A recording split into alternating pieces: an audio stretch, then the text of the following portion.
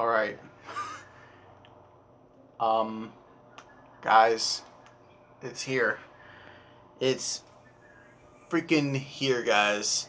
So, the finale to the Obi-Wan Kenobi series has recently just came out on Disney Plus, of course, and all that sort of stuff. And in today's video, we are going to be, of course, here and talk about it. Oh my god, just first of all, I just gotta say, straight up, first, right out of the way, this has to be the best finale out of the three live action series, and this is something that I repeated in last week's review. But no, but it's honestly the exact same opinion that I have, is that yes, this was a damn great finale. You know, it was definitely, it hit me and all that sort of stuff, and the feels and all that sort of stuff, and I barely went to sleep until 4, which is just crazy, because people were just talking to me, texting me all about it, and all that sort of stuff. It was just, man, it was just crazy, man. But anyways, let's go ahead and talk about this episode entirely. So, this episode really has two stories. There's Vader, or there's Obi-Wan versus Vader, and then there's Reva trying to destroy canon. Oh my god. Alright. Straight up. Don't know why, don't know why Reva is so... Don't know why Reva is so goddamn really important to all these... I don't know why they just made Reva out to be just this big old important character and all that sort of stuff. And just, I don't know, just... This is not me hating the actress, and I know that all of the, all the opinions online, saying, oh, you don't like Reva because she's portrayed by a black woman. No. You see, okay, now, in case you don't really know, I'm going to make a series review on Obi-Wan Kenobi. Though, but it's been frustrating as fuck, because, like, I have really been trying to give this character a chance, and just sort of, I just really don't feel like, and of course, the day before was a whole kerfuffle on fucking Twitter,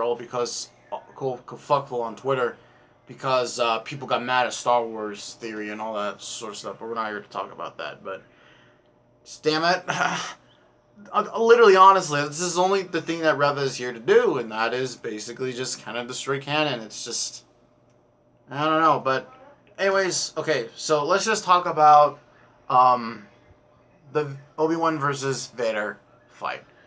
So Obi-Wan splits from the main transport that is carrying all the refugees along with Leia. Obi-Wan tells Haja, hey, make sure you get Leia to a safe, or get her back to Alderaan, and all that sort of stuff. And Vader then follows Obi-Wan to this rock planet, and this is where they have their duel. The duel of the century, as they've been calling it. And god damn it, this duel of the century was fucking awesome. Just straight up, this has the best choreography, the best lightsaber choreography I've seen since episode 3. Disney took you this long to figure out lightsaber choreography, okay? But then again, it's Ewan and Hayden, so these guys are experienced. Lightsaber duelists, I guess you could say. But man, just Obi-Wan and Vader just clashing one another, them using the Force to lift rocks, throwing at each other. Vader buries Obi-Wan. Obi-Wan then gets out of that rubble with the Force.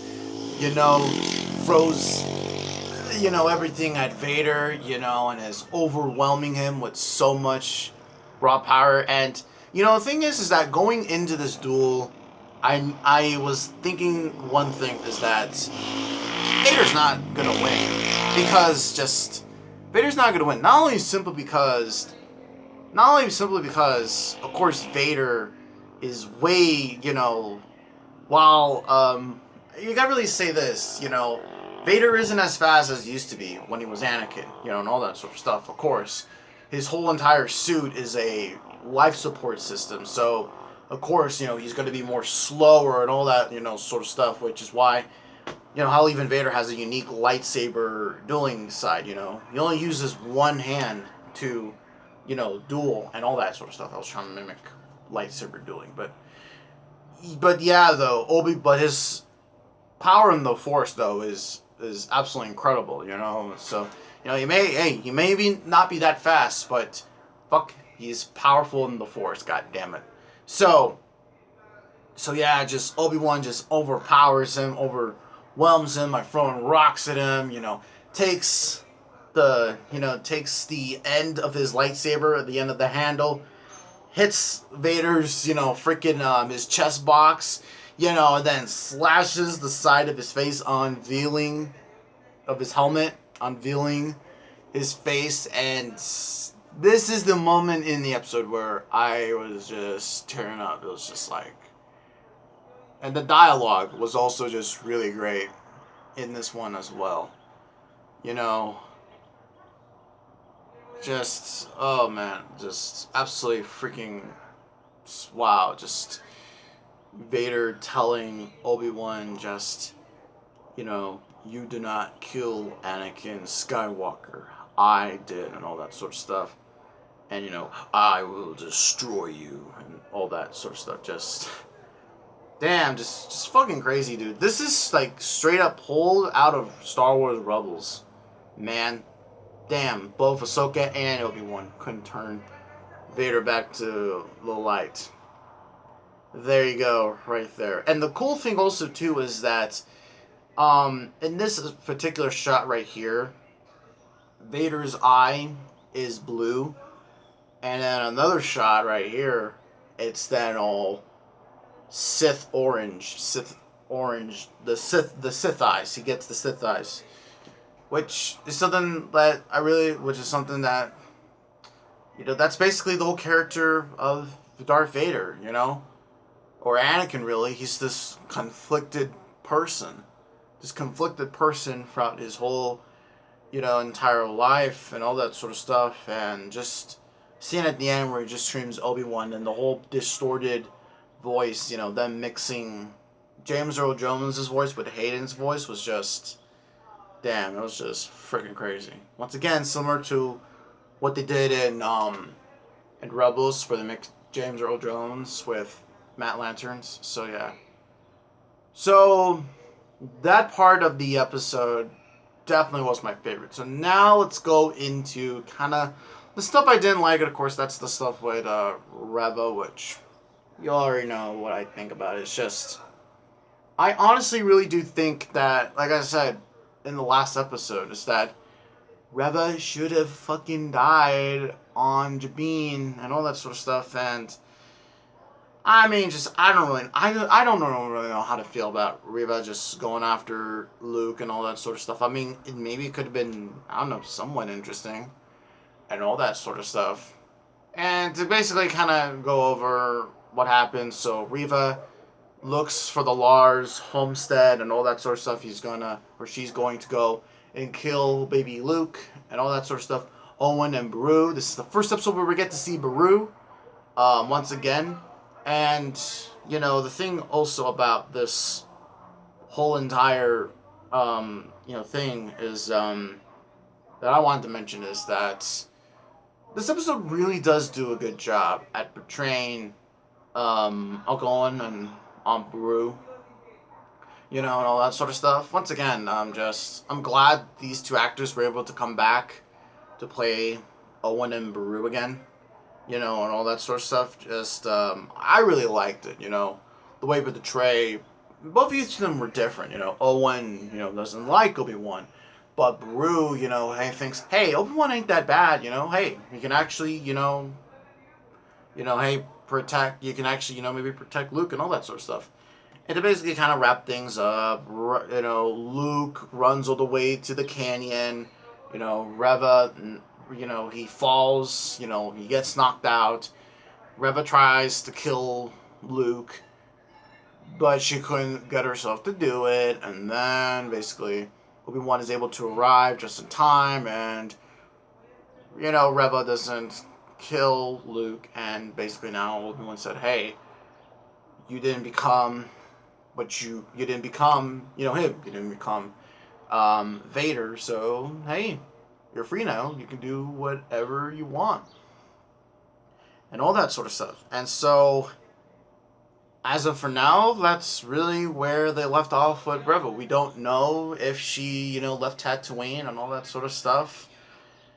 We just really don't know what honestly happened, and this honestly could, and we don't know where Reva is gonna show up next. I have to imagine she's gonna show up somewhere.